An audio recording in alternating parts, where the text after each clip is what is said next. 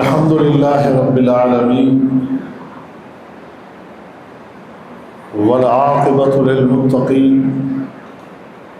والصلاة والسلام على سيد المرسلين أما بعد فأعوذ بالله من الشيطان الرجيم الحج أشهر معلومات فمن فرض فيهن الحج فلا رفث ولا فسوق ولا جدال في الحج وما تفعلوا من خير يعلمه الله وتزودوا فإن خير الزاد التقوى واتقون يا أولي الألباب. دین اسلام کے بنیادی 5 ارکان میں سے ایک اہم ترین رکن ہے حج. جن ارکان پر دین اسلام کی پوری عمارت قائم ہے، موجود ہے، ان ارکان میں سے ایک رکن حج کا ہونا حج کی اہمیت کو واضح کر دیتا ہے.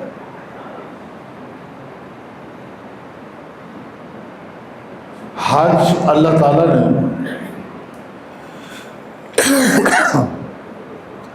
صاحب استطاعت پر فرض کیا ہے. استطاعت کی تعریف الزاد والراحلہ کے ساتھ کی، جس کے پاس گھریلو ضروریات زندگی سے ہٹ کر اتنا پونجی ہے، رقم ہے کہ وہ آنے جانے کے اخراجات اور وہاں رہ کر کھانے پینے کے اخراجات پورے کر سکتا ہے، اس پر حج فرض ہے.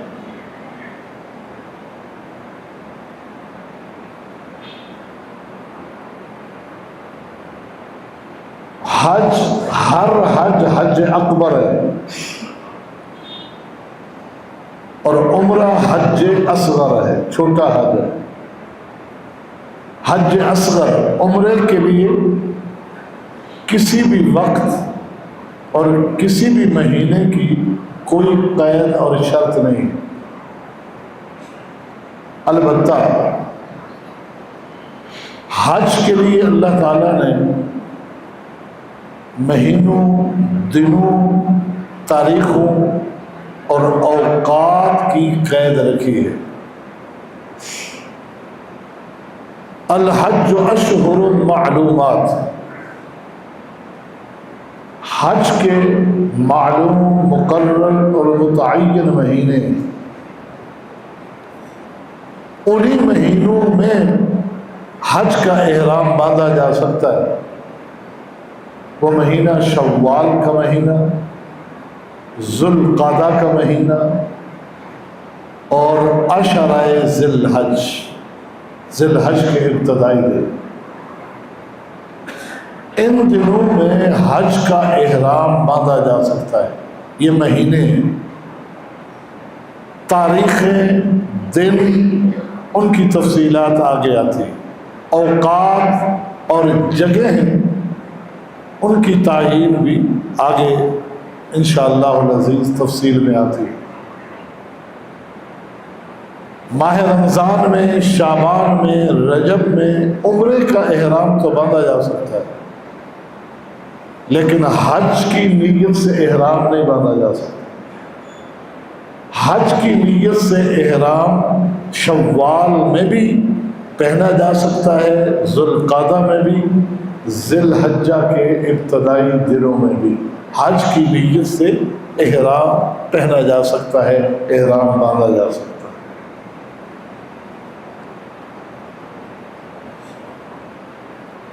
جہاں یہ بیت اللہ کا حج، یہ ایک اپنے فریضے کی ادائیگی ہے، ذمہ داری کی ادائیگی ہے، وہاں ایک بہت بڑی سعادت بھی ہے، بہت بڑی سعادت بھی ہے۔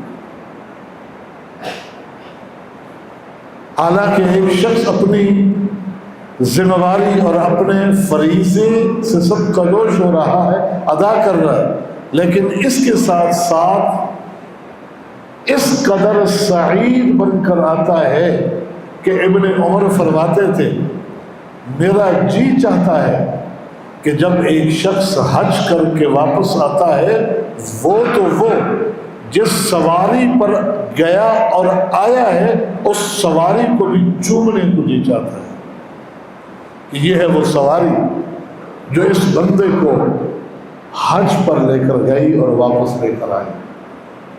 یہ ایسی سعادت ہے، ایسی خوش نصیبی ہے۔ اللہ ہم سب کو بار بار یہ سعادت نصیب فرمائے۔ جو اس سال ارادہ رکھتے ہیں، تیاریوں میں ہیں بحمد اللہ تعالی، اللہ تعالیٰ ان کے سفر کو آسان بھی فرمائے اور ان کا یہ سفر سعید اپنی بارگاہ میں قبول بھی فرمائے، اور واپس لوٹے تو حج مبرور کے وصف کے ساتھ واپس لوٹے۔ آمین یا رب العالمین، آمین۔ یہ چونکہ ایک تفصیلی سفر ہے تو ہم اس کو اختصار کے ساتھ کہ جس میں ضروری باتیں آ جائے بغیر لمبی چوڑی تمہید کے وہ آپ کے گوش گزار کرنا چاہیں گے۔ یقیناً ہر شخص تقریباً جب اس جذبے اور ذوق کے ساتھ تیاری کرتا ہے ساتھ ہی مطالعہ بھی شروع کر دیتا ہے، معلومات کافی حد تک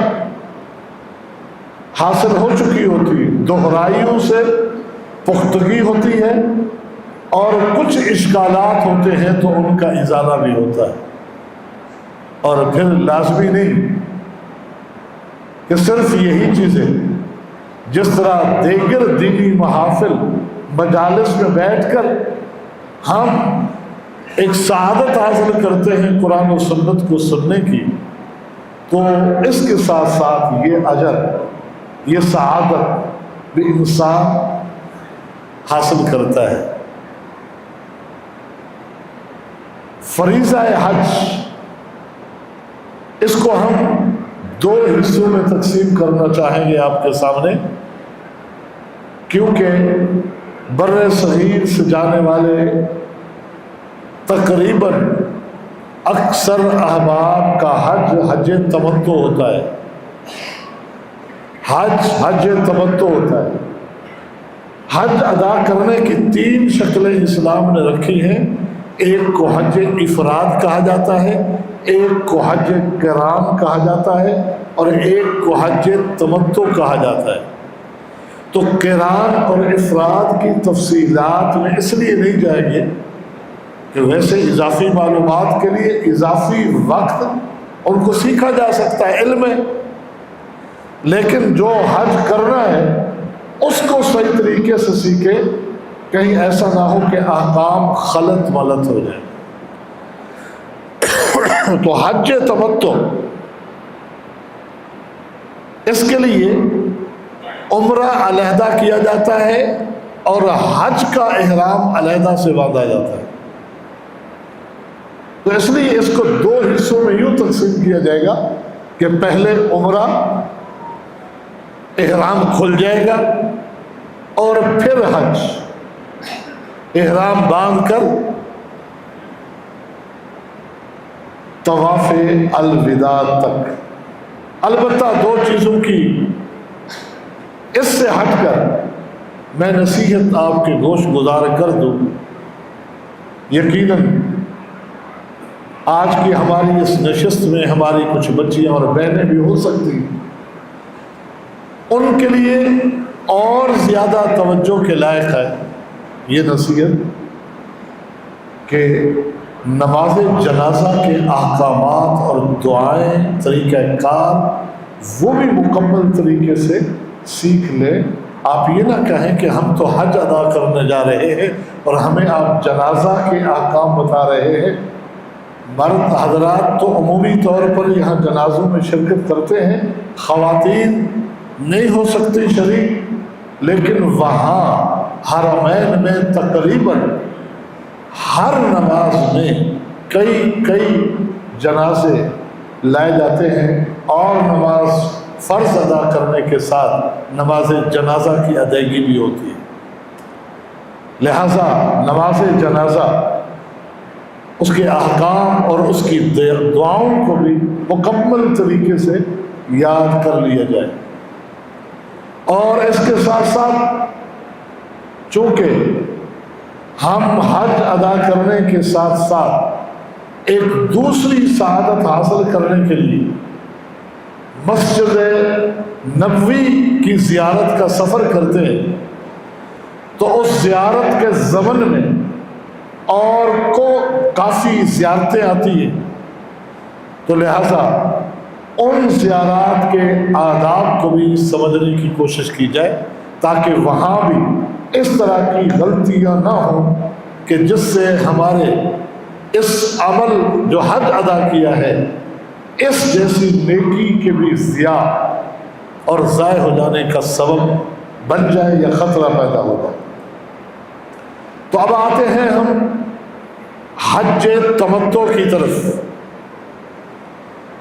سفر آپ کرتے رہتے ہیں، اس سفر کے لیے بھی آپ نے سامان سفر کو تیار کرنا ہے، اور کوشش کرنی ہے کہ ضروریات کی تو ساری چیزیں ہوں، لیکن جتنا ہلکے پھلکے رہے اتنا زیادہ بہتر ہوگا۔ احتیاطاً یہ بھی لے لیں، احتیاطاً یہ بھی رکھ لیں، تو سامان کا زیادہ ہونا یہاں بھی مشقت کا سبب بنتا ہے۔ جیسے پل صراط سے گزرنے کے لیے بھی مشقت کا سامان بتایا گیا ہے کہ ہلکے پھلکے جلدی گزر جائیں۔ ان ضروریات کی چیزوں کے ساتھ ساتھ کثرت کے ساتھ قرآنی دعائیں اور احادیث سے صحیحہ میں مذکور دعائیں،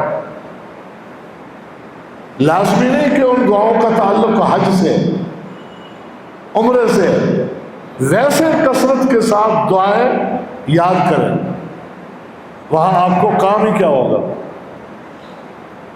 دعائیں کرنی ہیں آپ نے خوب، تو وہ اذکار وہ ادعیہ یاد کرنے کا بہترین موقع ہے، ابھی کریں تاکہ وہ خوب وہاں اللہ کے حضور گڑ گڑا کر سارے ذکر پڑھ سکے، دعائیں مانگ سکیں۔ دعاؤں کے آداب کیا ہوتے ہیں، ان آداب کو ملحوظ رکھیں، یہ تیاری کا حصہ ہے، اور ہر چھوٹے بڑے گناہ سے یہاں ہی توبہ کریں، وہاں کریں، وہاں تو کرنے ہی ہے، لیکن بہتر یہ ہے کہ یہاں سے ہی اس بوجھ کو ہلکا کر لیں، تاکہ یہاں سے ہی ہمارے ہر عمل چھوٹے اور بڑے کی قبولیت شروع ہو جائے۔ یہ نہیں کہ وہاں جا کے کریں گے، موقع ملتا ہے یا نہیں، ہر چھوٹے بڑے گناہ کی معافی اللہ کے حضور مانگے، لوگوں کے حقوق تلفیاں ہیں وہ ادا کریں، زیادتیاں ہیں ان کے ساتھ معافی تلافی کے معاملات کریں، اپنے آپ کو یہاں سے ہلکا کریں۔ یہ ساری چیزیں آپ کی حج کے سفر کی تیاری میں شامل ہے۔ صرف احرام کی چادریں لینا مقصود نہیں، یہ ساری چیزیں اور احرام کی چادریں،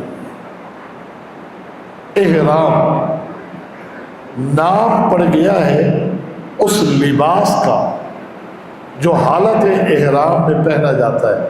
ویسے احرام نیت کو کہتے ہیں، حج یا عمرے کی جو نیت کی جاتی ہے وہ احرام ہے، جس سے حرمت واجب ہو جاتی ہے، بہت ساری حلال چیزیں حرام ہو جاتی ہیں، جائز چیزیں ناجائز ہو جاتی ہیں۔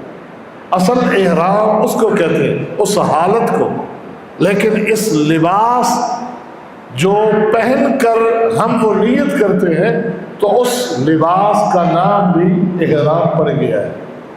اس فرق کو واضح اس لیے کیا کہ چادریں ہم اس نیت سے پہلے پہن لیں گے تو فرق وہاں واضح ہو جائے گا کہ ہم احرام میں نہیں ہوں گے۔ چادریں پہن چکے ہوں گے لیکن احرام میں نہیں ہوں گے، لباس میں ہوں گے۔ احرام کی وجہ سے جو چیزیں حرام و ناجائز ہوتی ہیں وہ ابھی ہمارے لیے جائز ہے۔ مرد کے لیے احرام کی 2 چادریں، جسے ایک کو تہبند کی شکل میں اور دوسری کو کندھوں پہ ڈال کے اپنے جسم کو اوڑھنا ہے، اس طرح کے سر ننگا رہ جائے۔ سفید ہونا افضل اور مستحب ہے، واجب نہیں۔ خواتین کے لیے علیحدہ سے کسی احرام کے لباس کی یا رنگ کی کوئی شرط نہیں، روزمرہ کا جو لباس ہے ان کا وہی احرام ہے۔ علیحدہ سے کسی بھی رنگ یا کسی بھی لباس کی اسلام میں کوئی شرط نہیں۔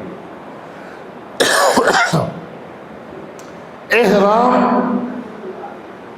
میقات سے باندھا جاتا ہے، احرام میقات سے شروع ہوتا ہے۔ میقات وہ جگہ ہیں جنہیں نبی علیہ السلام نے حرم کے اطراف میں مقرر کیا کہ اس طرف سے آنے والے جب یہاں پہنچے احرام باندھیں، ادھر سے آنے والے جب یہاں پہنچے احرام باندھیں، ادھر سے آنے والے جب یہاں پہنچے احرام باندھیں۔ جو لوگ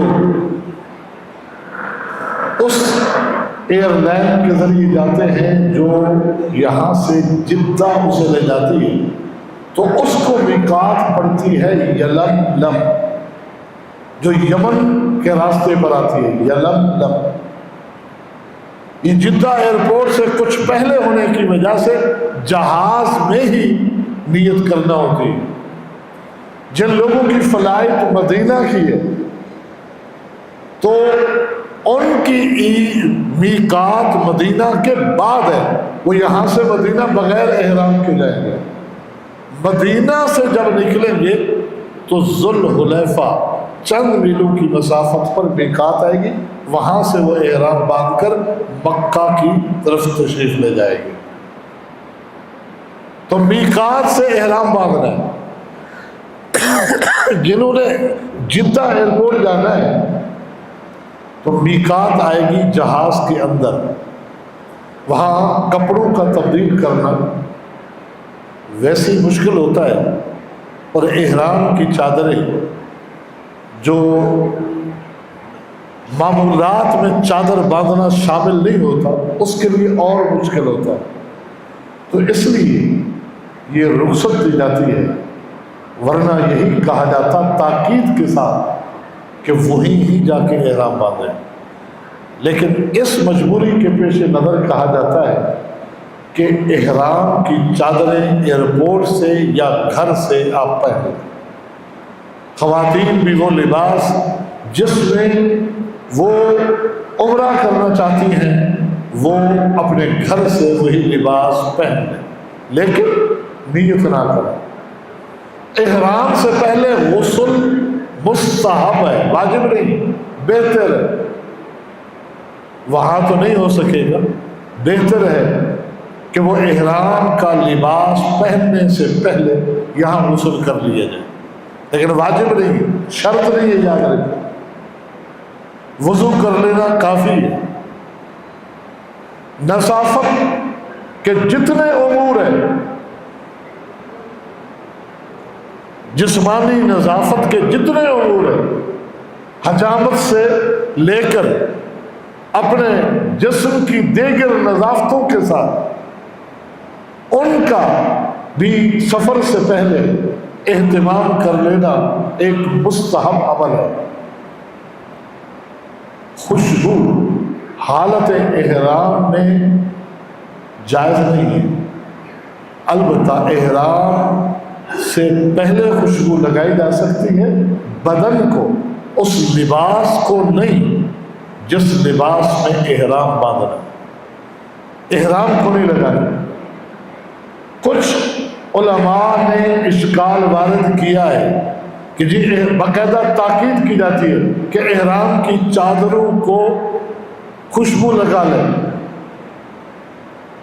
حالانکہ وہ حدیث جو پیش کی جاتی ہے امام مسلم نے کئی الفاظ کے ساتھ نقل کی ہے، سب کو ملانے سے معنی یہ بنتا ہے کہ نبی صلی اللہ علیہ وسلم نے احرام باندھنے سے پہلے خوشبو لگے، احرام کو خوشبو نہیں لگے،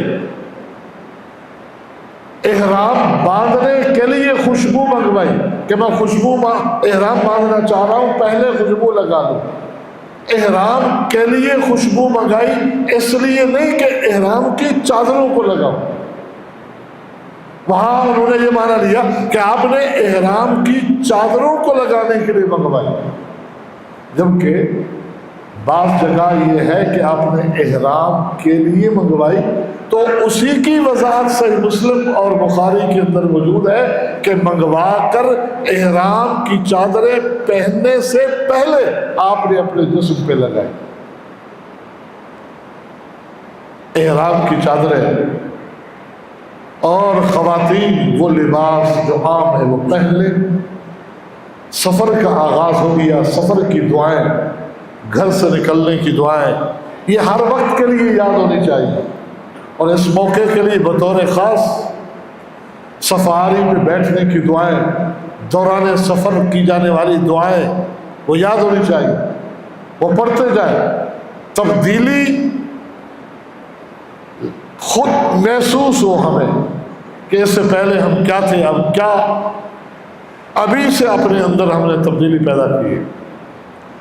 میقات کے متعلق بتا دیا جاتا ہے جہاں ہوشیار رہیں، متنبہ رہیں، جانتے رہیں، ایک دوسرے کو تاکید کریں کہ دیکھیں جب اس جگہ پہ پہنچے تو ذرا دیکھ لینا ہمیں بھی کہیں آنکھ نہ لگ گئی ہو۔ میقات سے آپ نے حج تمتع کی نیت کرنی ہے۔ حج تمتع کی نیت کے الفاظ شروع میں دو طرح سے ہیں۔ صرف عمرے کی نیت کر دیں، اللہم لبیک عمرۃ، لبیک اللہم لبیک، لبیک لا شریک لک لبیک، ان الحمد والنعمۃ لک والملک لا شریک لک۔ یہ کافی ہے۔ بعض صحابہ سے یہ منقول ہے، اللہم لبیک عمرۃ متمتعا الی الحج، اللہ میں حاضر ہوں عمرے کے لیے، نیت میری حج تمتع کی ہے۔ اللہم لبیک عمرۃ متمتعا الی الحج، لبیک اللہم لبیک، لبیک لا شریک لک لبیک، ان الحمد والنعمۃ لک والملک لا شریک لک۔ لبیک کے معنی کو، مطلب کو دل و دماغ میں بٹھا دیں۔ کیا مطلب ہے لبیک؟ اے اللہ میں حاضر ہوں گے، کیا حکم ہے تیرا؟ بس اے اللہ اب کہہ دیا نا میں حاضر ہوں، میری یہ سفر ہو یا بقیہ زندگی تیرے ہر حکم پہ لبیک، یہ ہمارا لبیک ہے۔ اے اللہ لبیک، اقیم الصلاۃ تو نے کہا نماز کرو، لبیک، آتوا الزکوٰۃ کہا زکوٰۃ ادا کرو، لبیک، میں حاضر ہوں۔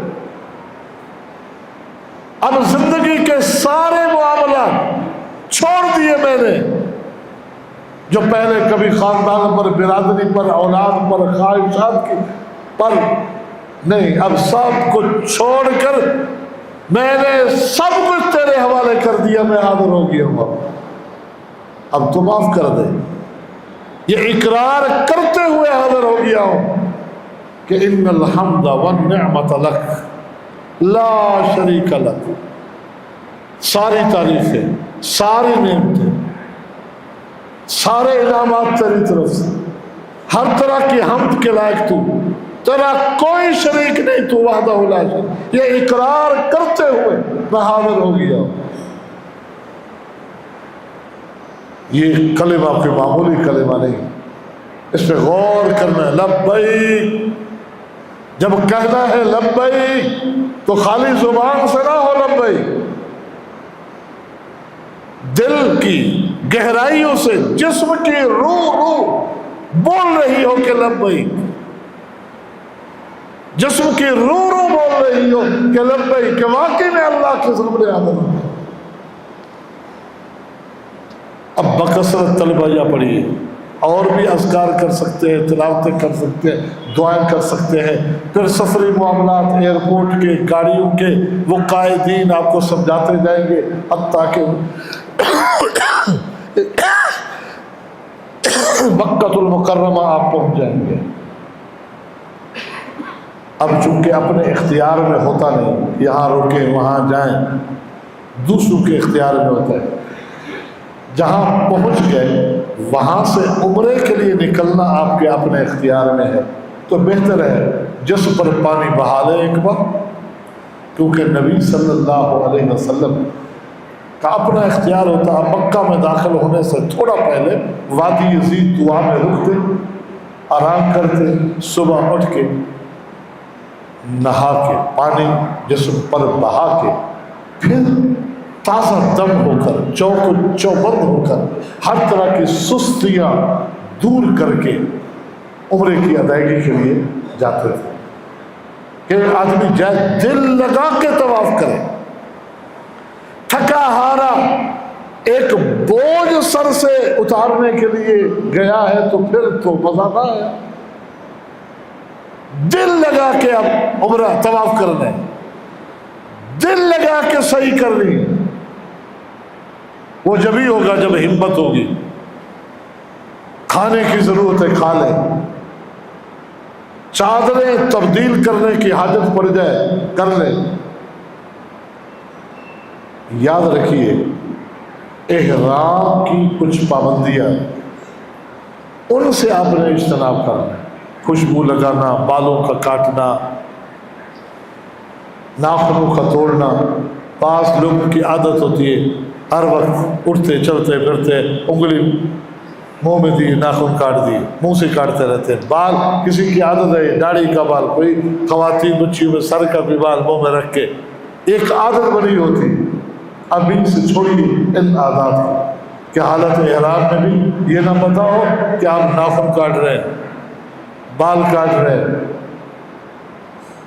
مردوں کے لیے سر پہ کپڑا نہیں اوڑھنا، ہاں کوئی سامان اٹھانا رکھنا ہے وہ علیحدہ بات ہے، دھوپ سے بچنے کے لیے چھتری لے لی وہ علیحدہ چیز، وہ اوڑھنا نہیں ہے، یہ مردوں کے لیے۔ اور مرد حالت احرام میں موزے نہیں پہن سکتے، جوتا بھی پہنیں گے تو وہ جو ٹخنے سے نیچے رہے، ٹخنے سے نیچے رہے، پاؤں کے اوپر والی پشت ننگی رہنا کسی حدیث سے ایسی پابندی نہیں۔ ٹخنے والی ہڈی یہ کھلی رہے، ایسا جوتا ہو۔ خواتین موزے بھی پہن سکتی ہیں، وہ جوتے بھی پہن سکتی ہیں، بلکہ وہی پہننے چاہیے، چلنے پھرنے میں آسانی ہوتی کہ جن سے ٹخنے بھلے ڈھکے۔ اور خواتین کا تو سطر ہے، سر کو ڈھانپنا۔ البتہ ہر وقت جو نقاب چہرے پہ باندھا ہے اس سے بھی اسلام نے روکا ہے، ایک بڑی چادر ہو اسی میں حجاب کی مکمل کوشش کرے ہر وقت، اور حالت احرام میں خصوصی طور پر۔ عام حالات میں تو نقاب کے ذریعے جس طرح، لیکن حالت احرام میں بڑی چادر ہو، اس کے ذریعے حجاب، ادھر سے چادر کو پکڑ لینا، ادھر سے پکڑ لینا، کوئی نہیں ہے اجنبی تو چھوڑ دینا، کہ ہر وقت تاکہ چہرے پہ کپڑا نہ رہ جائے، یہ تھوڑی سی پریشانی ضرور ہے خواتین کے لیے، لیکن اس بات کا اہتمام کرنا ہے کہ وہ نقاب جو چہرے پہ ڈھانٹے کی شکل میں باندھ دیا جاتا ہے وہ نہیں باندھنا، ولا تنتقب المرأة، اور ہاتھوں میں دستانے بھی نہیں پہنے۔ خواتین کو ان دو چیزوں سے روکا ہے، یہ احرام ہے، اور بقیہ پابندیاں پھر برابر ہیں۔ جی آپ مکہ المکرمہ اپنی رہائش سے جا رہے ہیں عمرہ ادا کرنے کے لیے، زبان پہ کیا ہے؟ لبیک اللہم لبیک لبیک لا شریک لک لبیک۔ مسجد میں پہنچ گئے، مسجد میں داخل ہونے کی دعا۔ حرم پر پہلی نگاہ پڑھنے کے بارے میں دو قول یہاں مشہور ہے، ایک یہ کہ پہلی نگاہ جو پڑھے اور دعا مانگے تو وہ قبول ہوتی ہے، ایسی کوئی بات نہیں، ہر دعا انشاءاللہ اللہ قبول کرے گا، ہر دعا اللہ قبول کرے گا۔ حرم کی دعا کے بارے میں مشرکین مکہ کا بھی عقیدہ تھا کہ یہاں کی دعا رد نہیں ہوتی۔ جب نبی علیہ السلام نے مشرکین کے لیے حرم مکہ میں کھڑے ہو کے بد دعا کی تھی اور 7 لوگوں کا نام لے کر بد دعا کی تھی، یہ اس دن سے گھبرا گئے تھے کہ ہماری تباہی کا سامان تیار ہو گیا، کیونکہ ہم نے محمد کو حرم میں تکلیف پہنچائی اور انہوں نے حرم میں کھڑے ہو کے ہمارے نام لے کے بد دعا کی ہے، یہاں کی دعا تو رد ہی نہیں ہوتی۔ اور یہی ہوا کہ میدان بدر میں سارے مارے گئے تھے جن کے نام لے کر اللہ کے نبی نے بد دعا کی، ہلاک ہو گئے تھے، تباہ ہو گئے تھے۔ تو ہمارا عقیدہ کمزور کیوں ہے کہ ایک دعا قبول ہوتی ہے جو پہلی نگاہ پڑتی ہے؟ ساری دعائیں قبول کرے گا اللہ تعالیٰ۔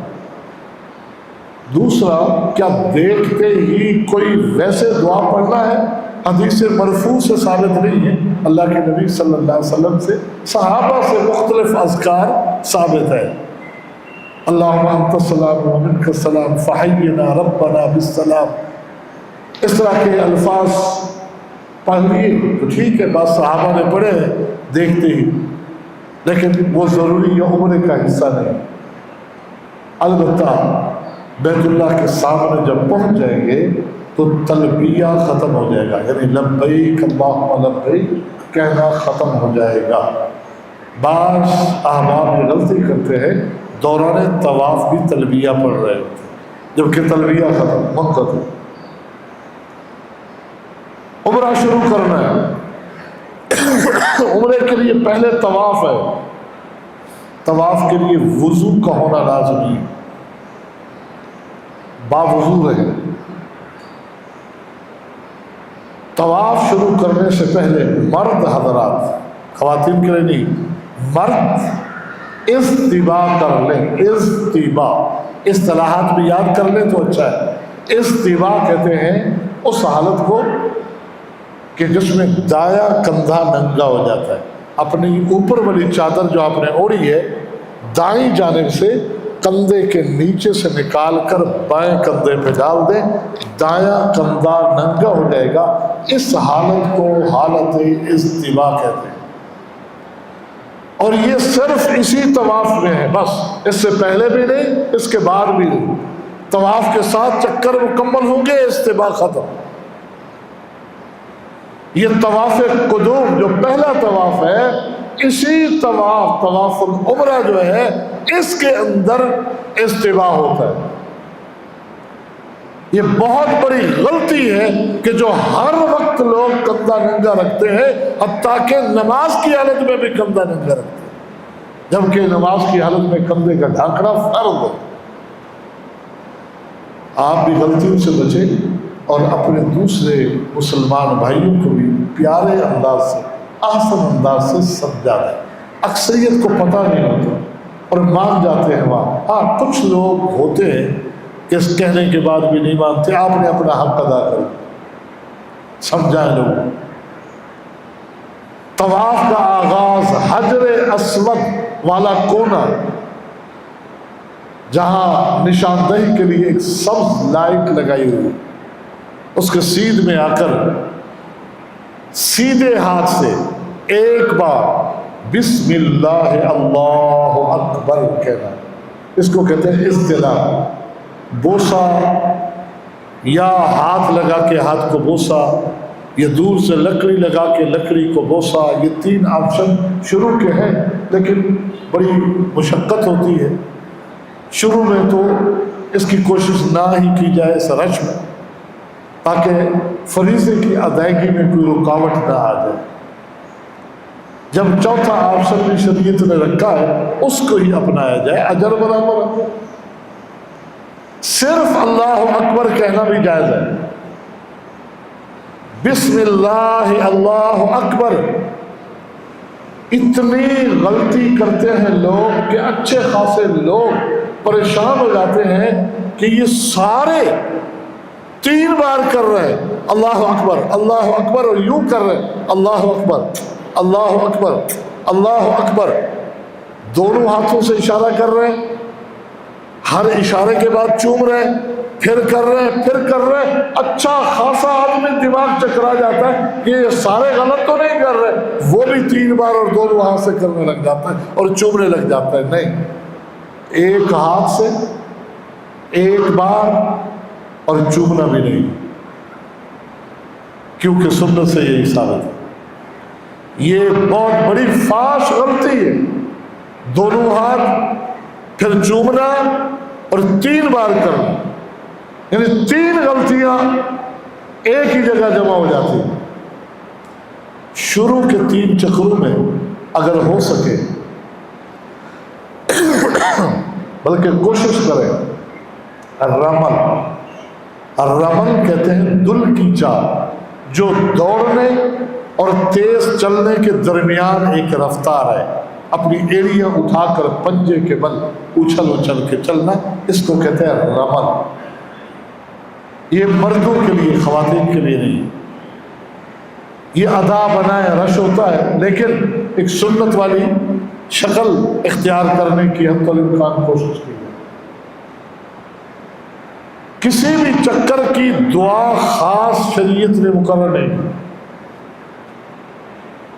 ہاں البتہ رکن یمانی حجر اسود سے آپ چکر لگائیں گے، گھومتے ہوئے آ کر حجر اسود سے پہلے والا جو کونا ہے یہ رکن یمانی، یہاں میسر ہو سہولت تو سیدھا ہاتھ بسم اللہ اللہ اکبر کہہ کے لگانا ہے، بوسہ نہیں دینا، پھر ہاتھ کو بھی چومنا نہیں، لیکن وہاں بھی رش ہے تو وہاں سے گزر جانا ہے، اشارہ بھی نہیں کرنا، پھر گزر جانا ہے بس۔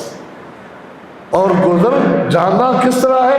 رکن یمانی سے حجر اسود تک ربنا آتنا فی الدنیا حسنہ وفی الآخرۃ حسنہ وقنا عذاب النار، یہ دعا بکثرت پڑھنا۔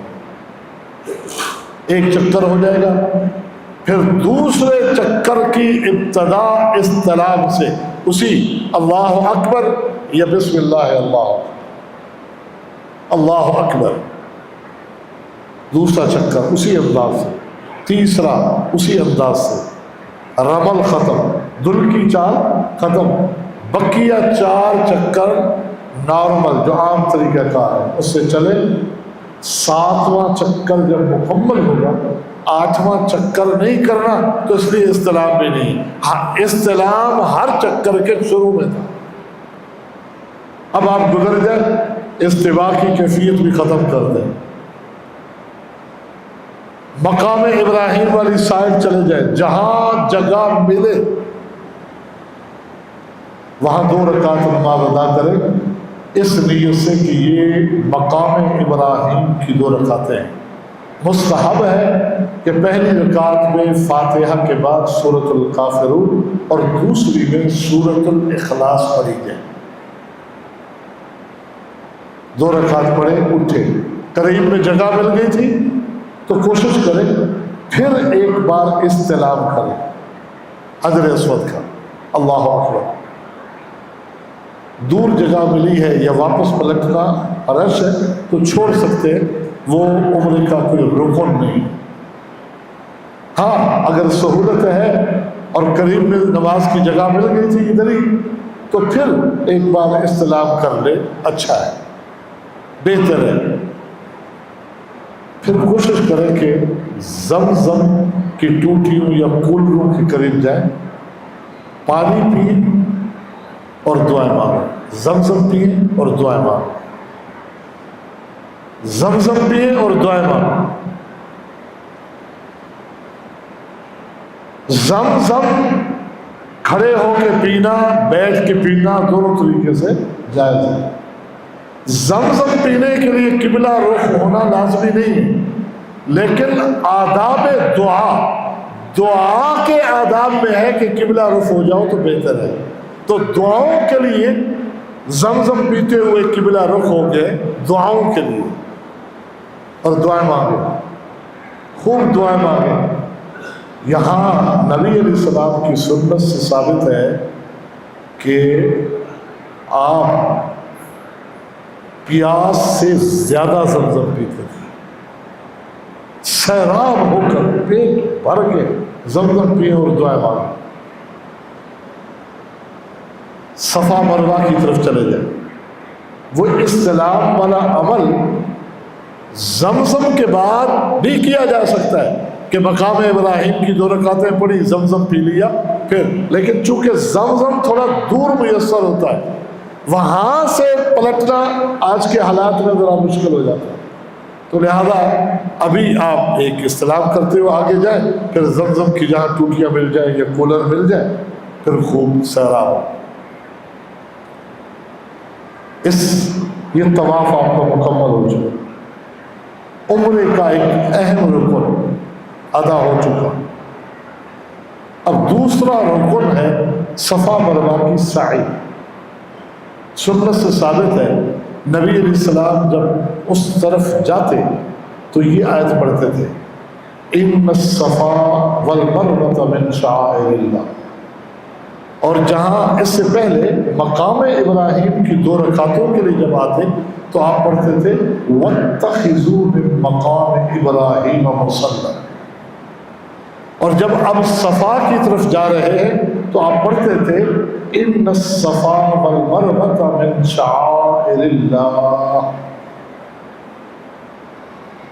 آگے فرماتے تھے ابدأ بما بدأ اللہ بہ، میں وہی سے شروع کروں گا جہاں سے اللہ نے شروع کیا، یعنی اللہ نے بھی پہلے صفا کا ذکر کیا، میں بھی پہلے صفا سے شروع کروں گا، صفا پہ جاؤں گا پھر مروہ پہ جاؤں گا۔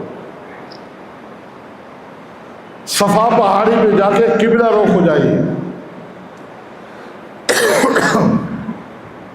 سنت سے ثابت ہے کہ ہاتھ اٹھا لیجیے۔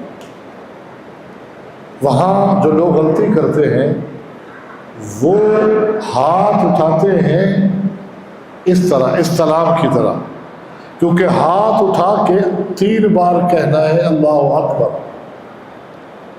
تو وہ یوں کہتے ہیں اللہ اکبر اللہ اکبر اللہ اکبر، نہیں، یہ دعا کے لیے جو ہاتھ اٹھائے جاتے ہیں وہ یہ ہاتھ اٹھا لیں۔ آگے دعا 3 طریقے سے منقول ہے، اللہ اکبر اللہ اکبر اللہ اکبر، اور 3 بار لا الہ الا اللہ وحدہ لا شریک لہ لہ الملک ولہ الحمد وہو علی کل شیء قدیر، لا الہ الا اللہ وحدہ انجز وعدہ ونصر عبدہ وحزم الاحزاب وحدہ، 3 بار یہ، اور ایک دوسرا کہ اللہ اکبر لا الہ الا اللہ وحدہ لا شریک، پوری پڑھے، پھر اللہ اکبر، پھر ساری دعا پڑھے، اللہ اکبر، پھر ساری دعا پڑھے۔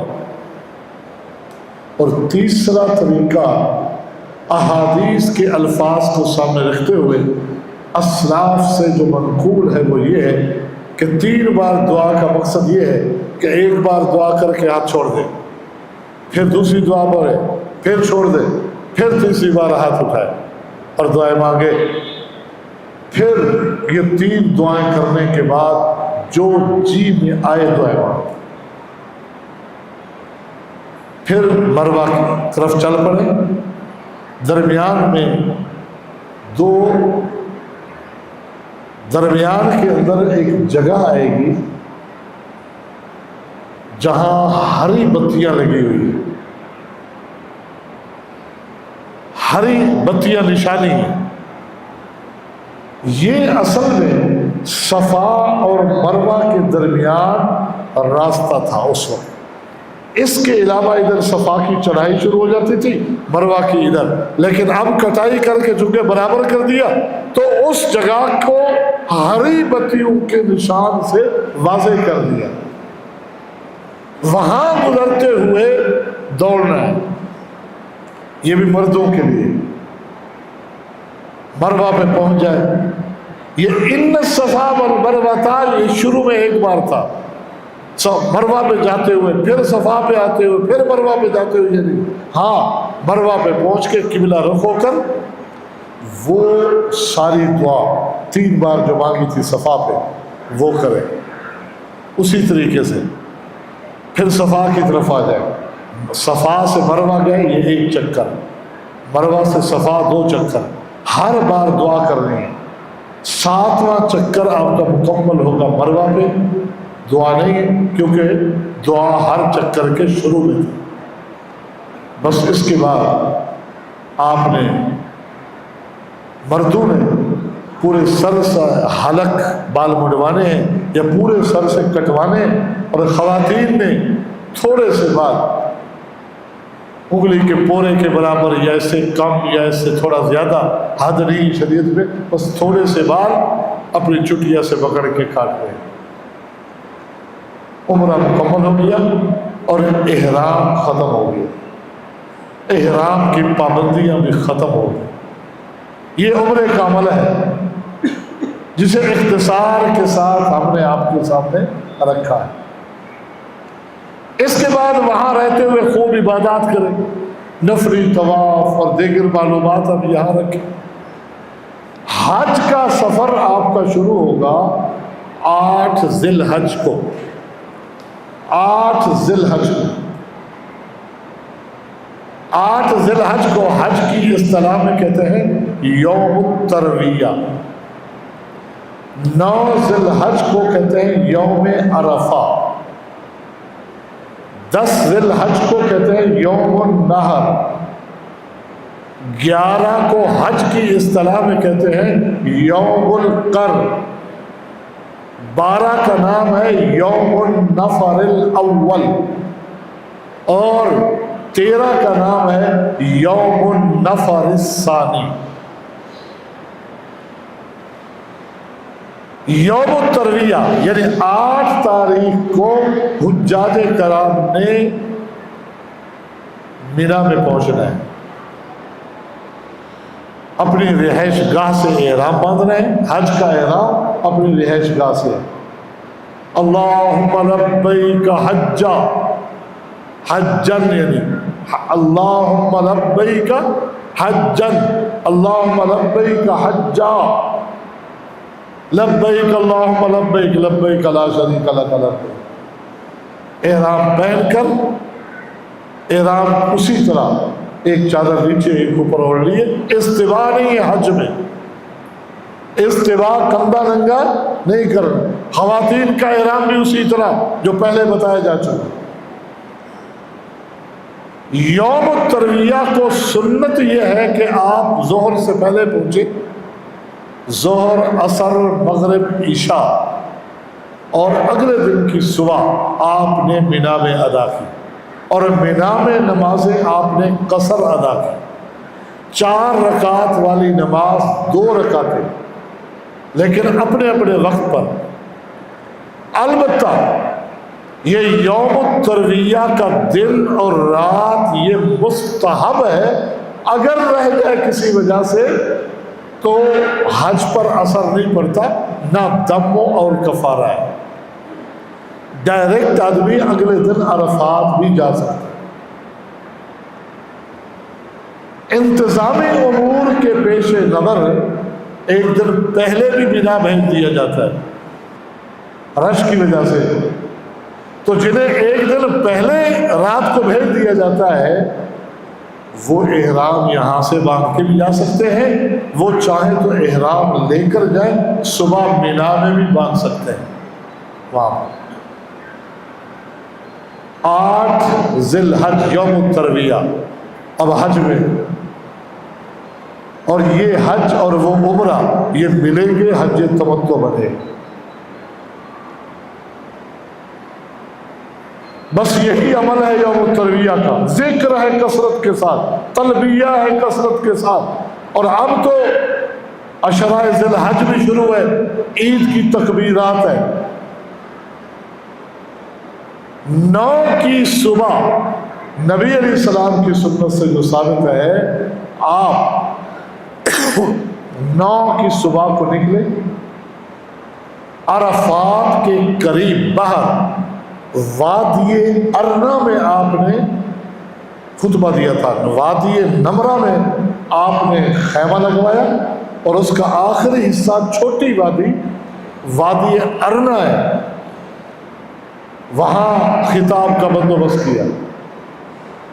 وادی نمرہ میں کچھ رکے، اور جب زوال کا وقت ہوا تو وادی ارنا کے فوراً بعد عرفات کا میدان شروع ہو جاتا ہے. تو آپ نے وادی ارنا میں کھڑے ہو کے حج کا خطبہ ارشاد فرمایا، اور ظہر اور عصر کی نماز کو ایک اذان 2 اقامتوں کے ساتھ جمع بھی کیا اور قصر بھی 2 رکعت پڑھے.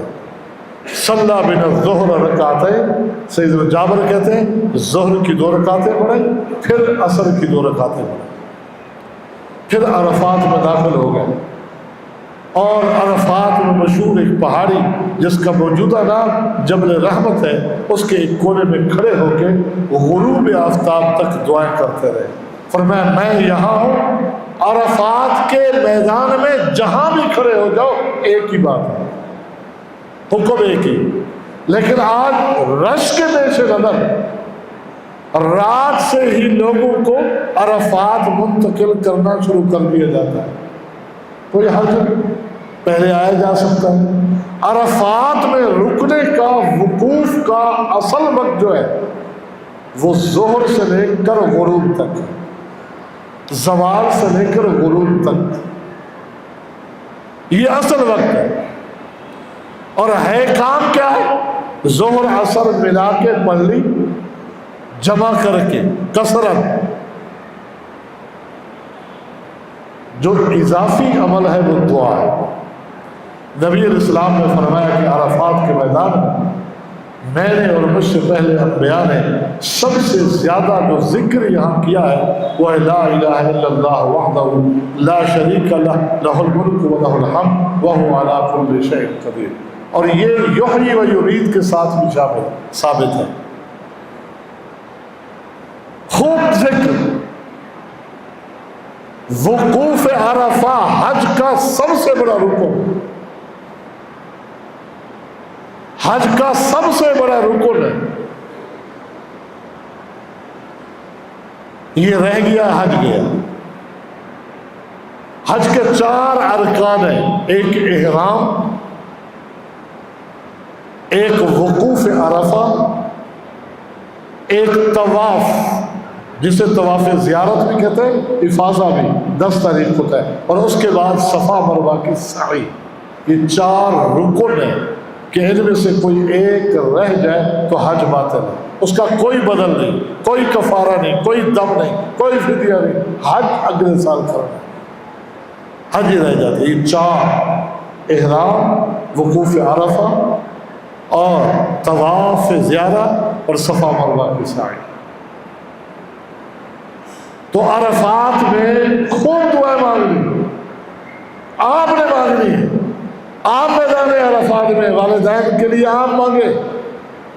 وہاں لوگ پھول ملا کے والدین کو دیتے ہیں کہ میں عرفات میں ہوں، آپ دعائیں کریں میں آمین کہوں. عرفات میں آپ ہیں، آپ کے والدین نہیں. والدین کے دعا کی بڑی اہمیت ہے، لیکن اس وقت آپ عرفات میں ہیں، آپ دعائیں کریں والدین کے لیے. پیر و مرشد کو فون ملا کے دے دیا کہ حضرت صاحب میں عرفات میں ہوں، آپ دعا کریں میرے لیے. وہ دعا کریں یا آمین کر رہے. بکثرت لوگ اصلاح کر رہے ہوتے. آپ نے سب کے لیے دعائیں کرنی اور غروب تک وہاں رہنا ہے. غروب تک وہاں رہنا ہے. غروب سے پہلے آپ نے عرفات کے میدان کی جو حدود ہے اس سے باہر نہیں جانا. یہ یوم عرفہ، یوم عرفہ غروب کے بعد سنت ہے کہ عرفات سے نکلے، مغرب کی نماز پڑھے بغیر. اب کہاں آنا ہے؟ مزدلفہ آنا ہے. مزدلفہ میں آنا ہے. یہ قریب پیچھے ہے، مینا کے قریب ہے. مزدلفہ ایک میدان ہے. اللہ اپنی بڑائی منواتا ہے. اللہ اپنی بڑائی دیکھے کیسے منواتا ہے کہ آؤ زور مغرب عشاء پڑھ کے جاؤ سو جاؤ میدان میں. کوئی بستر لگے ہوئے نہیں ہیں، خیمے بنائے ہوئے نہیں ہیں، پتھر بڑے ہیں، پتھروں پر چادریں بچھا کے، کوئی گتے اٹھا کے، کوئی ویسے ہی پتھروں پر. کسی کے پاس کچھ سر کے نیچے رکھنے کو ہے، کوئی اپنے جوتے رکھ کر. شاہ ہے، گدا ہے، مالدار ہے، امیر ہے، عربی ہے، عجمی ہے، کوئی بھی ہے، بس مغرب عشاء یہاں پڑھو جمع کر کے اور قصر اور سو جاؤ. اگلے دن کی تیاری کرو، آج کی تھکاوٹ اتارو. یہ مبیت مزدلفہ کی رات یہاں گزارنی ہے. یہ بھی واجب ہے، واجبات حج میں سے. حج کے میں نے 4 رکن بتا دیے. 7 فرائض ہے، 7 فرائض. احرام یہ رکن ہے، اس کے بغیر حج ہے نہیں. میقات سے احرام باندھنا یہ واجب ہے. میقات نکل گئی، آگے جا کے باندھا ہے تو دم لازم آ جائے گا. کیونکہ جو 7 واجبات ہیں ان میں سے کوئی رہ جائے تو دم دینا پڑتا ہے، تو کم سے کم ایک بکری. میقات سے احرام باندھنا یہ واجب ہے. عرفات میں رہنا جانا حج کا رکن ہے. مغرب تک رہنا یہ واجب ہے. مغرب سے پہلے کوئی نکل گیا دم لازم آ جائے. مزدلفہ کی رات مزدلفہ میں گزارنا واجب ہے. جو نہیں گزارے گا دم لازم آ جائے گا. بڑی عجیب وہاں کہانیاں سنتے ہیں کہ جی میرا تو نفلی حج ہے، میرے اوپر تو مزدلفہ واجب نہیں ہے، میرا تو نفلی حج ہے، میں تو مینا میں نہیں رہوں گا. یہ کیا ہوا بھائی؟ ہم نفلی نماز پڑھیں تو اس میں رکوع نہ کریں؟ نفلی نماز ہے اس میں سجدہ نہ کریں؟ جب نماز ہے تو نماز ہے، حج ہے تو اس کو حج کے طریقے سے ادا کرنا. ہزاروں کی تعداد میں آپ کو لوگ ملیں گے جو یہ کہیں گے ہمارا تو نفلی حج ہے، ہمارے اوپر مزدلفہ کی رات نہیں ہے، ہمارے اوپر مینا کی راتیں نہیں ہیں، کیونکہ ہمارا تو نفلی حج ہے. یہ نفلی اور فرضی کے فرق میں نہیں ہے، یہ حج کا طریقہ ہے، یہ مناسک کے حج ہے. ہاں مریض، بوڑھے، کمزور، بچے یا ان کے ساتھ جو ہے ان کے لیے حکم ہے کہ آدھی رات جب ختم ہو جائے تو وہ میدان مزدلفہ چھوڑ کے جا سکتے ہیں کہ رش کا ٹائم ہونے سے پہلے پہلے نکل جائے. لیکن انہیں بھی آدھی رات سے کچھ زیادہ ٹائم مزدلفہ کو دینا ہے. پوری رات وہاں گزاریں، آرام کریں. صبح کی نماز سنت ہے کہ نبی علیہ السلام نے اس دن حدیث میں ہے کہ وقت سے پہلے پڑھی. تو بعض لوگوں نے اس سے مراد لی ہے کہ طلوع فجر سے پہلے. یہ نہیں کہ آپ طلوع فجر کے بعد تھوڑی انتظار کرتے تھے پہلے، لیکن وہاں آپ نے اس دن کوئی انتظار نہیں کیا، فوراً نماز پڑھی. 2 سنتیں پڑھی، نماز جماعت کے ساتھ پڑھائی. فاذکروا اللہ عند المشعر الحرام، حکم آ چکا ہے کہ یہاں دعا مانگو. قبلہ رخ ہو کر ہاتھ اٹھا کر ایک لمبی دعا مانگو. منگواؤ نہیں، مانگو. سب مانگے، اپنی اپنی مانگے. سورج نکلنے سے پہلے پہلے وہاں سے نکلنا ہے. آگے جمرات کی رمی، عرف میں ہم شیطان کہتے ہیں جن کو، حالانکہ شیطان نہیں، وہ جمرات ہے. ان کی رمی کے لیے پتھر حدود حرم کی کسی زمین سے بھی لے سکتے ہیں. مزدلفہ بھی حدود حرم ہے، یہاں پتھر عام ہوتے ہیں، آسانی سے مل جاتے ہیں. تو اس لیے کوئی چن لے تو ٹھیک ہے. مینا میں مشکل ہوتا ہے، پکا ہے فرض. کچھ لوگوں کا خیال ہے کہ مزدلفہ کا ہی پتھر ہونا چاہیے، یہ بات غلط ہے. ہاں مزدلفہ بھی حدود حرم ہے، وہاں سے لے سکتے ہیں. وہاں آسانی ہے کہ بہت زیادہ دستیاب ہوتے ہیں. آپ اگلے دنوں کے بھی چن لیں، بنے نہیں تو پہلے دن کے 7 کنکریاں چن لیں اور صبح سورج نکلنے سے پہلے وہاں سے نکل پڑے، مینا میں داخل ہو جائیں، تلبیہ پڑھتے ہوئے، تکبیرات عید کہتے ہوئے، صدائیں گونج جائیں، مینا کی پہاڑیاں گونج جائیں. جمرات جب شروع ہوتے ہیں، پہلا جمرہ، دوسرا، پھر جمرہ جو تیسرا ہے، اس کو کبرا بھی کہتے ہیں، عقبہ بھی، جمرہ عقبہ. اور اس میں لوگ اس کو بڑا شیطان کہتے ہیں، جمرہ عقبہ. جب اس کے سامنے گئے تو لبیک اللہم لبیک کہنا ختم. لبیک اللہم لبیک کہنا ختم. عمرے کا احرام باندھا تھا، لبیک بیت اللہ کے سامنے آئے تھے، ختم. حج کے لیے لبیک کہنا شروع کیا، جمرہ عقبہ پر پہنچے، لبیک ختم. اب کیا کریں؟ آپ یوں آ رہے ہیں، جب جمرہ کی ایک دیوار ہے لمبی، اس کے قریب ہے تو الٹی طرف آ جائے، سیدھی طرف نہیں، اوپر سے نہیں، نیچے سے الٹی جانب آ جائے، تھوڑا آگے بڑھ جائے. شروع میں رش ہوتا ہے، جذبات میں لوگ یہاں سے کنکریاں مارتے ہیں، وہ پہنچتی بھی نہیں. وہ بڑی دیوار ہے، اب آگے چلے آئے، آگے چلے آئے، دیوار کے آخری حصے پہ آئے، کوئی رش نہیں ملے گا. آرام سے وہ 7 کنکریاں جو آپ کے ہاتھ پہ ہے نا، ایک ایک کنکری اللہ اکبر اللہ اکبر اللہ اکبر کہہ کے مارے.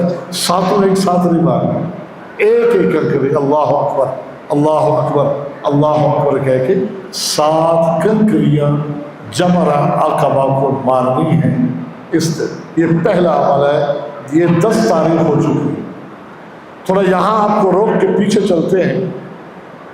مزدلفہ کی رات جب لوگ سوتے ہیں نا مزدلفہ میں، تو یہ مسئلہ درپیش ہوتا ہے کہ ہم سو گئے اور رات کو چادر منہ پہ آ گئی، سر پہ آ گئی، پاؤں میں پہ آ گئی، تو اس کا کیا حکم ہے؟ آ گئی وہ جائز ہے. نیند کی حالت میں سر پہ آ گئی، پاؤں پہ آ گئی، ہاتھ پہ آ گئی، منہ میں سر ڈھک گیا، چہرہ ڈھک گیا، کوئی مسئلہ نہیں. وہ نیند کی حالت ہے، مرفوع القلم. البتہ کبھی کبھی سردی کا موسم ہوتا ہے، آج کل تو گرمی کا موسم ہوگا، لیکن بارشیں ہو جاتی ہیں، سردی بن جاتی ہے، یا کسی کی طبیعت خراب ہے، وہ کپڑا اس طرح شرعی عذر کی وجہ سے اوپر ڈال دیتا ہے، سر لپیٹتا نہیں ہے، ڈال دیتا ہے، ادھر پاؤں کے اوپر آ جاتا ہے، ادھر یہ آ جاتا ہے، سردی سے بچنے کے لیے جائز ہے. یہ بھی ممانعت نہیں ہے، کیونکہ یہ بھی ایک شرعی عذر لاحق ہو گیا ہے. باقاعدہ پاؤں کو اس میں لپیٹا نہ جائے، لپٹ جاتے ہیں نیند کی حالت میں، کوئی نہیں، چادر کا ڈال دینا، پاؤں کے اوپر آ گیا، سر کے اوپر بھی آ گیا ہے. یہ اس کنڈیشن میں عام حالت میں آپ نے سر کو کھلا رکھنا ہے. نیند کی حالت میں چلا گیا ہے، اس میں کوئی حال نہیں، کوئی خبر نہیں. ہاں تو اب ہم واپس جمرہ عقبہ پہ پہنچتے ہیں. یہ 10 تاریخ میں 4 کام کرنے ہیں. ایک ہو گیا جمرہ عقبہ کے دن. اس کے بعد دوسرا کام ہے قربانی. اس میں نیابت ہوتی ہے کہ آج بندہ خود تو کر نہیں سکتا، حکومت کو پیسے دیے، اب اس سال تو ضروری ہے، لازمی کر دیا گیا، پیسے جمع ہو گئے. وہ حکومت نہیں کر رہے. تیسرا کام ہے حلق یا بال مڈوانا یا قصر، بالوں کو کٹوانا. خواتین کے لیے بھی اسی طرح عمرے کے بعد جس طرح ہوا، مردوں کے لیے بھی اسی طرح جیسے عمرے کے بعد ہوا. چوتھا کام ہے طواف افاضہ، جس کو طواف زیارت بھی کہتے ہیں. 10 تاریخ کو بیت اللہ جائیں. اچھا، جب آپ نے قصر کروا لیا یا حلق کرا لیا تو احرام ختم ہو گیا، احرام کی پابندیاں بھی ختم ہو گئی. احرام کی پابندیاں بھی ختم. صرف ایک پابندی رہتی ہے، شادی شدہ حضرات ود فیملی ہے، اس ازدواجی تعلقات کے حوالے سے، وہ جب طواف افاضہ ہو جاتا ہے وہ پابندی بھی ختم ہو جاتی ہے. تو طواف افاضہ کے لیے احرام شرط نہیں ہے کہ احرام پہلے کھل گیا. بیت اللہ کا طواف کرنا ہے 7 چکر، پھر صفا مروہ کی سعی کرنی. یہ دونوں حج کے رکن ہیں، یہ بھی رہ جائے تو حج باطل ہے. یہ طواف افاضہ ہو جانے کے بعد انسان مکمل حلال ہو جاتا ہے. احرام کی وجہ سے جو چیزیں حرام ہوئی تھی وہ ساری حلال ہو جاتی ہے جب بندہ طواف افاضہ اور صفا مروہ کی سعی کر لیتا ہے. طواف افاضہ جن لوگوں کا جو فیملیز کے ساتھ جا رہے ہیں وہ توجہ سے اس بات کو نوٹ کریں کہ شیڈول چیک کریں. فوراً واپسی تو نہیں ہے. اگر فوراً واپسی ہے آپ کی تو میڈیسن کا استعمال ڈاکٹروں کے مشورے سے ہو جانا چاہیے خواتین کے لیے کہ وہ ایام سے نہ ہو جائیں، کیونکہ طواف افاضہ کے بغیر واپس نہیں آیا جا سکتا، اور طواف ایام کی حالت میں جائز نہیں ہے. طواف ہو چکا ہے، سعی جائز ہے، لیکن طواف نہیں ہوا تو سعی اس سے پہلے بھی نہیں کر سکتے، اور بغیر اس کے واپسی نہیں ہے. اگر شیڈول ایسا آ چکا ہے کہ واپسی، تو ابھی سے اس بات کا اہتمام ہو جانا چاہیے. ان کے لیے بطور خاص کہ جنہیں پیریڈ معلوم ہے بچیوں کو، نہیں بھی تو سخت گرمی کے موسم میں اور خوب چلنے کی وجہ سے قبل از وقت بھی یہ پیریڈ شروع ہو جاتے ہیں.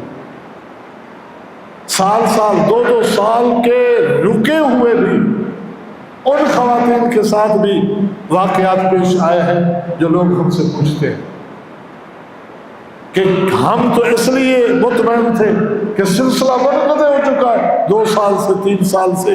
1 سال تو ایک ساتھی نے 9 سال کا حوالہ دیا کہ 9 سال سے سلسلہ منقطع تھا. شدید گرمی، کبھی اتنا زندگی میں چلے نہیں ہوتے اتنا چلنا، بے آرام رہنا، ہر چیز کا کھانے پینے کا شیڈول کا متاثر ہونا، یہ اس طرح کے اسباب پیدا کر سکتا ہے. لہذا یہ احتیاطی تدابیر پہلے سے اس حوالے سے تیاری ہونی چاہیے. اب یہ 4 کام ہو گئے بالترتیب: جمرہ عقبہ کی رمی، قربانی، حلق و قصر، طواف زیارت. یہ 4 کام. اگر سعی کو علیحدہ گنتے ہیں تو 5. ترتیب مستحب ہے، لیکن اگر ترتیب آگے پیچھے ہو جائے تو جائز ہے. صحابہ کہتے ہیں 10 تاریخ کو نبی علیہ السلام سے سب سے زیادہ جو سوال پوچھے گئے اسی ترتیب کے الٹ پلٹ ہونے کے پوچھے گئے. کسی نے کہا میں تو پہلے طواف کرایا ابھی قربانی نہیں کی. آپ نے فرمایا کوئی مسئلہ نہیں. کسی نے کہا میں نے تو بال کٹوا لیے ابھی قربانی نہیں کی. آپ نے فرمایا ابھی کر لو قربانی کرو.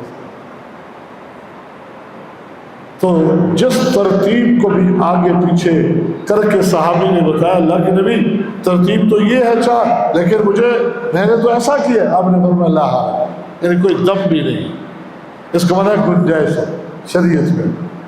تو باقی کام تو ہم کر سکتے ہیں، لیکن قربانی چونکہ ہمارے اختیار میں نہیں ہوتی، حکومت جو پرچی دیتی ہے، آپ دیکھیں گے 50 ہزار لوگوں کو ایک ٹائم کی پرچی ہوگی، تو 50,000 قربانی ایک ٹائم میں ہو سکتی، وہ بھی ایک اندازے سے دیتی، تو یہ ایک ناممکن سا ماحول بنا ہو، لہذا کوئی انتظار کرتا ہے کرے، اچھی بات ہے، منع نہیں، لیکن ترتیب آگے پیچھے ہو جائے تو شریعت میں جائز ہے۔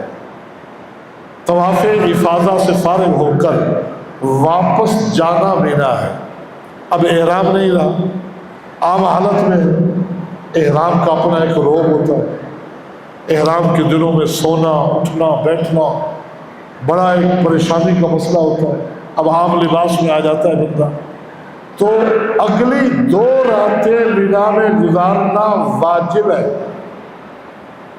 تیسری بھی گزارے مستحب ہے، یہ مبیت مینا ہے، جو نہیں گزارے گا اس پہ بھی دم لازم آ جائے گا۔ 7 واجب جو بتایا میں نے، مزدلفہ تک بتایا تھا، جمرہ عقبہ مطلق رمی ایک واجب، مبیت مینا ایک واجب، حلق یا قصر ایک واجب، اور طواف الوداع 7واں واجب۔ ان میں سے کوئی رہ جائے تو دم لازم آتا ہے۔ تو ہم نے رات گزارنی ہے مینا میں، اب تلبیہ ختم ہو چکا ہے، تکبیرات عید ہے، اللہ اکبر اللہ اکبر اللہ اکبر، لا الہ الا اللہ واللہ اکبر، اللہ اکبر وللہ الحمد، اللہ اکبر کبیرہ والحمد للہ کثیرہ وسبحان اللہ بکرۃ واصیلا، اور دیگر تکبیرات، گونج جاتا تھا مینا کا میدان۔ حدیث میں آتا ہے، امام بخاری نے تراجم میں ذکر کیا ہے حج میں، کہ مسجد خیف میں لوگ تکبیرات پڑھتے، ان کی تکبیرات کو خیموں میں بیٹھے ہوئے لوگ اپنے خیموں میں سنتے تھے۔ خیموں میں پڑھنے والے تکبیرات کی آواز مینا کے پہاڑ گونجتے ہوئے لگتے تھے، راستوں میں بھی تکبیرات، اور مسجد خیف میں امام تکبیر شروع کرتا تو دوسرے بھی تکبیرات، پیچھے خواتین بھی دھیمی آواز میں تکبیرات وہ بھی پڑھتی تھی، تکبیرات، تلاوت۔ وَاذْكُرُوا اللَّهَ كَذِكْرِكُمْ آبَاءَكُمْ أَوْ أَشَدَّ ذِكْرًا، سورہ بقرہ میں جو حکم ہے وہ یہاں کے بارے میں ہے، ابھی انہی دنوں کے بارے میں ہے کہ زمانہ جاہلیت میں لوگ حج کرتے،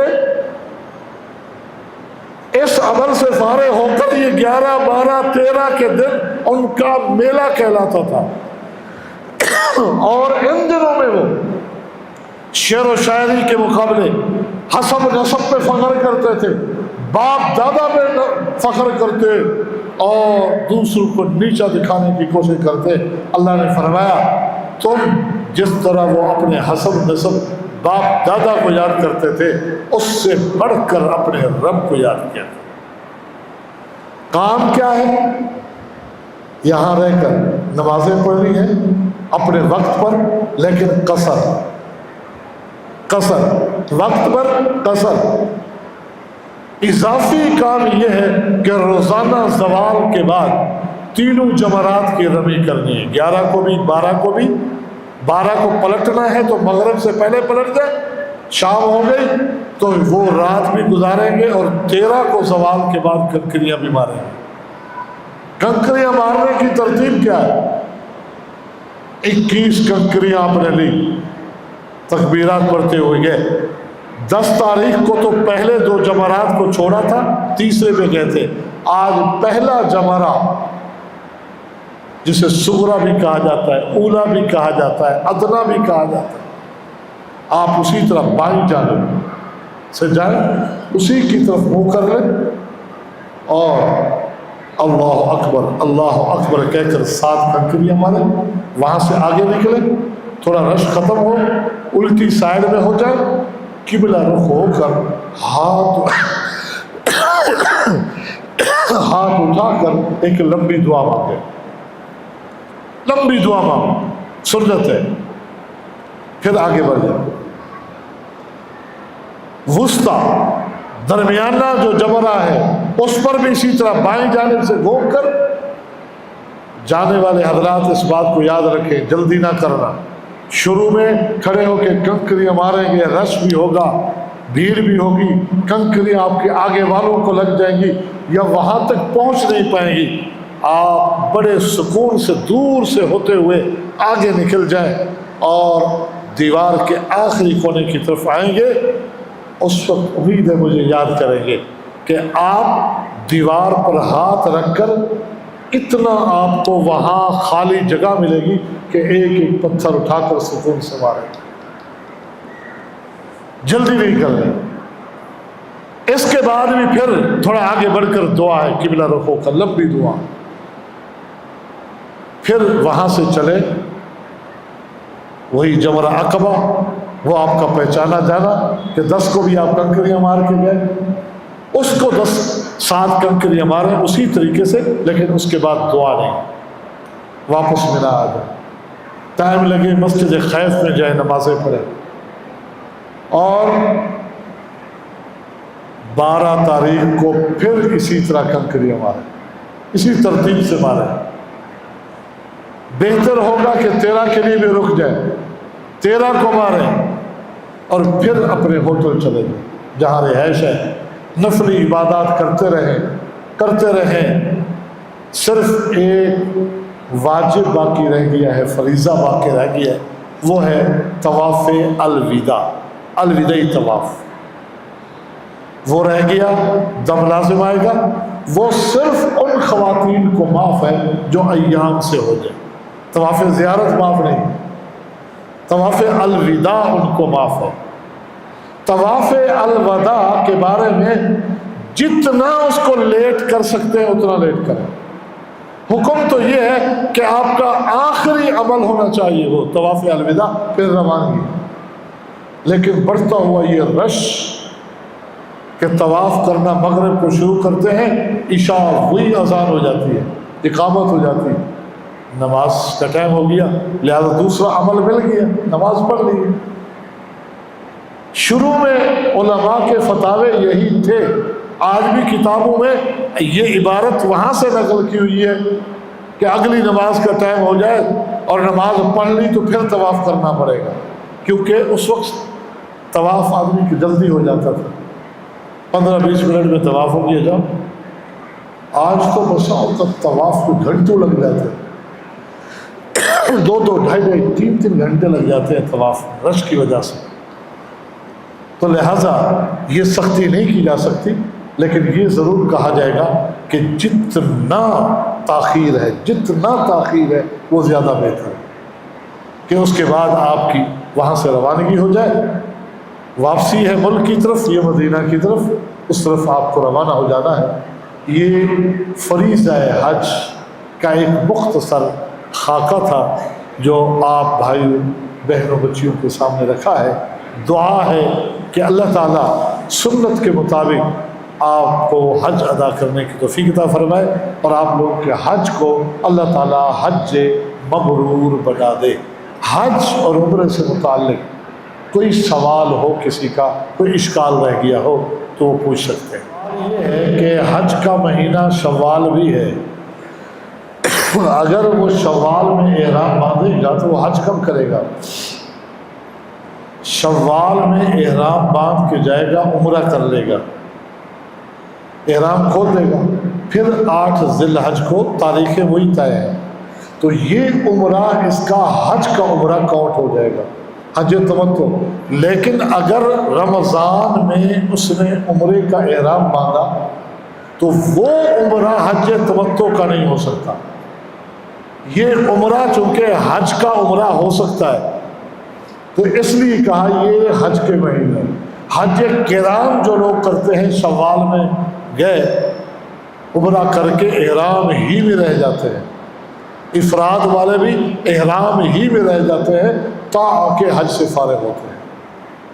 تو مقصد یہ ہے کہ ان دنوں میں حج کی نیت سے احرام باندھا اور جو عمرہ کیا اس کو آپ نے حج کا عمرہ قرار دیا، جائز ہے، اس سے پہلے بعد میں نہیں ہو سکتا۔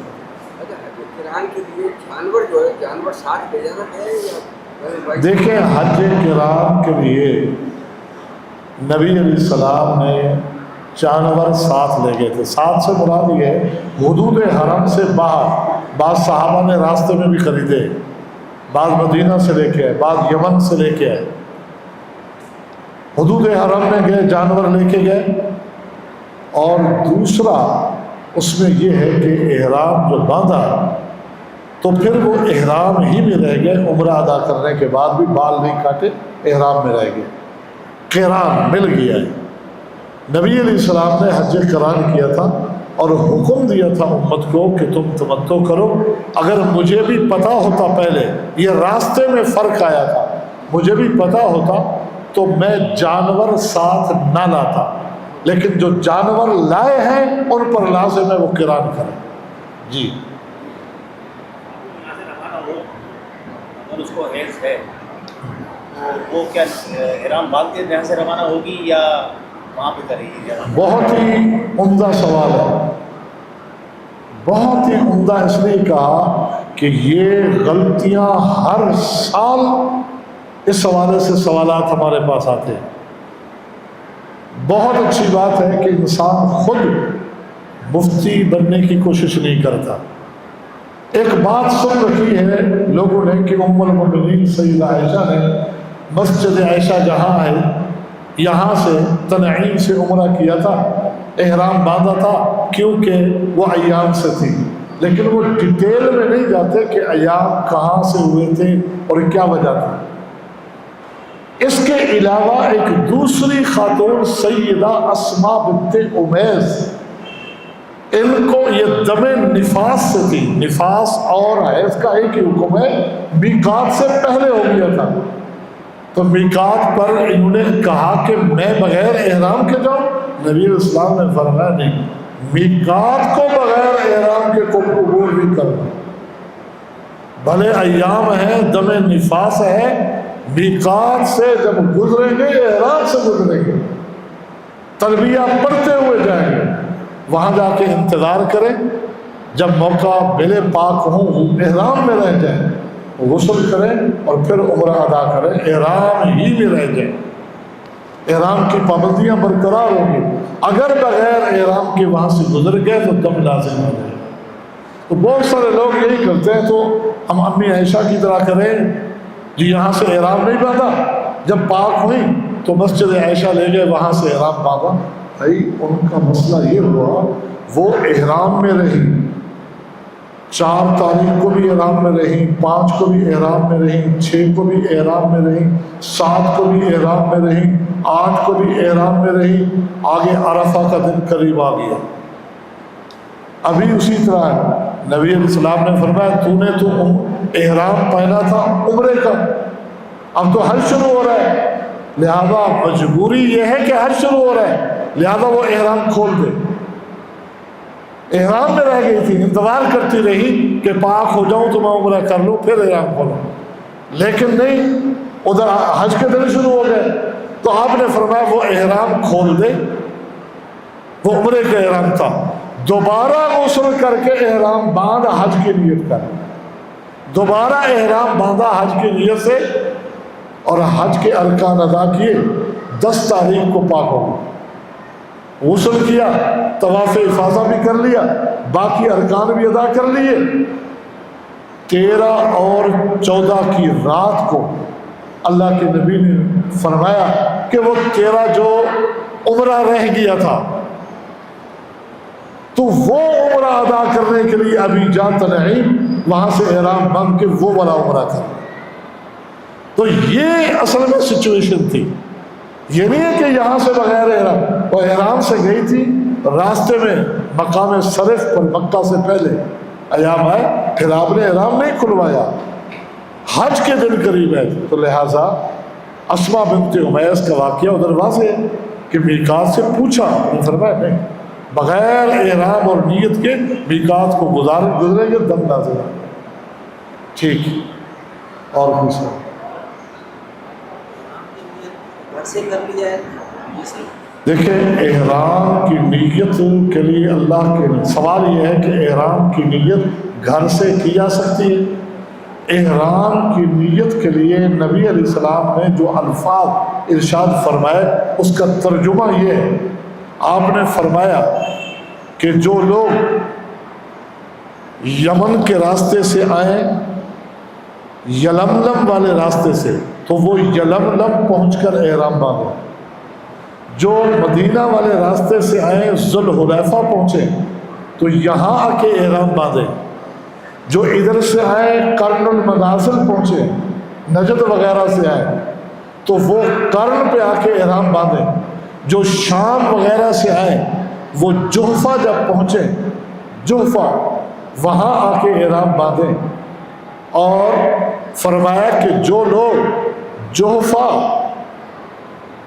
اور حدود حرم کے درمیان میں رہتے ہیں، حدود حرم اور جحفہ کے درمیان میں، ذوالحلیفہ اور مکہ کی حدود حرم کے درمیان میں رہتے ہیں، ایسے ہی قرن المنازل اور مکہ کی حدود حرم کے درمیان میں رہتے ہیں، ایسے ہی یلملم اور حدود حرم کے درمیان میں رہتے ہیں۔ من حیث انشا، اپنے گھر سے احرام باندھیں۔ تو گھر سے احرام صرف ان کو باندھنا ہے جو وہاں رہتے ہیں۔ ہمیں وہاں احرام کی، یہ میں نے چادروں کے حوالے سے وضاحت کی، یہ بھی ایک مجبوری کے پیش نظر ہے۔ نیت ہم وہاں کریں گے، احرام یعنی نیت ہم وہاں کریں گے۔ ایسا ہے کہ ہم نے ویسے دل و دماغ میں کر لی، رکھ لی، وہ جگہ جہاز ہے، سیکنڈوں میں گزر گیا، اور پھر ہم نے کلمات کہے تو وہ ادا ہے کہ پہلے رکھی ہوئی ہے۔ لیکن جہاں جیسے گاڑیوں پہ آ رہے ہیں، بعض الحلیفہ وغیرہ پہ رکتے ہیں، تو وہاں باقاعدہ انہی حدود ہی میں آ کر ہمیں نیت کرنی چاہیے جو سنت سے ثابت ہے۔ بعض لوگوں نے کچھ علاقے فتح ہونے پر منت مانی تھی کہ یہ علاقے فتح ہو گئے تو ہم وہاں سے عمرے کا احرام باندھیں گے۔ جلیل القدر صحابہ کو جب پتہ چلا تو وہ سختی سے منع کیا کہ اللہ کے نبی نے وہاں سے کہا تم وہاں سے نیت کر رہے ہو، ایسا نہیں۔ جی جن لوگوں کو عربی میں دعائیں وغیرہ جو نہیں آتی ہیں تو دعائیں کی جگہ پہ وقت وہ اردو میں اپنی اس میں کر سکتے ہیں۔ دعائیں اپنی زبانوں میں کرنا جائز ہے، وہ نماز کی ایک حالت ہے کہ ہم نے وہی دعائیں پڑھنی ہیں اسی حالت میں۔ باقی مستحب بہتر ہے کہ ہم یہ دعائیں یاد کریں، قرآنی دعائیں یاد کریں یا دوسرے اذکار یاد کریں، اور پھر اس کے ساتھ ساتھ اپنی زبان میں بھی جتنا مانگتے رہیں، اس میں کوئی قباحت اور کوئی حرج نہیں۔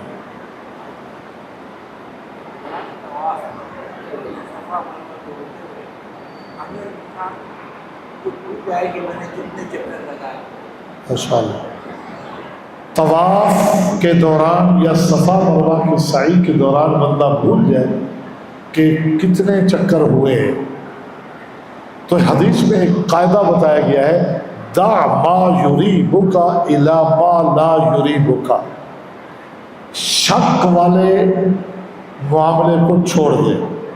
یعنی یہ شک ہوا کہ 3 ہوئے یا 4، تو 3 تو یقینی ہوئے نا، چوتھے میں شک ہے، دع ما یریبک، چھوڑ دے اس کو، نہ گن جو تجھے شک میں ڈالنا ہے۔ نماز میں بھی اسی طرح کہ تیسری 3 رکعتیں ہوئیں یا 4، جو چوتھی جو شک میں ڈال رہی ہے اس کو گن ہی نہ، چھوڑ دے، 3 ہی گن اور بقیہ پورے کر۔ جی جی ٹھیک ہے، سبحان اللہ۔ سوال ہے؟ سبحان اللہ و بحمدہ، اشہد ان لا الہ الا انت، استغفرک و اتوب الیک۔